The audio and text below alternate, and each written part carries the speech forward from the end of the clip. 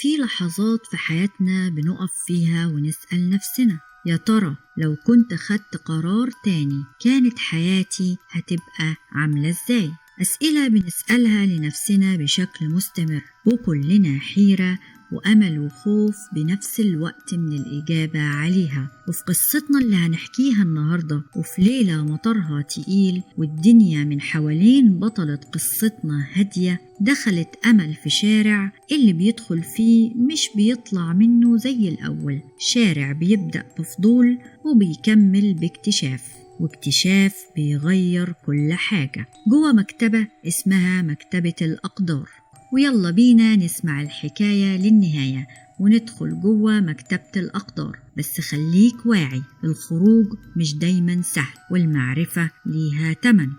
كان يا مكان في يوم من الأيام كان في بنت اسمها أمل، بنت عادية جدا، أو على الأقل ده اللي كانت شايفاه في نفسها. عندها 35 سنة، شغالة في مكتب محاسبة ممل، وكل يوم بتصحى تروح شغلها وترجع كأنها في دايرة مفرغة. حلمها من صغرها كان إنها تبقى كاتبة مشهورة، تكتب روايات وتلهم الناس وتأثر في حياتهم. بس كان جواها دايما شك بقدراتها دي، مع دوامة تانية إنها لازم تشتغل وتصرف على نفسها وأسرتها، خلوها في الآخر تدفن الحلم ده وتنساه. ودايما كانت بتسأل نفسها يا ترى لو كنت خدت المنحة وسافرت، لو كنت اتجوزت عمر بدل ما سبته ومشيت. أسئلة كتير كانت حيرة جوه قلبها المرهق، والندم كان زي الظل ماشي وراها في كل خطوة. وفي ليلة مطرها نازل كأن السما بتعيط على حالها، كانت أمل ماشية من غير هدف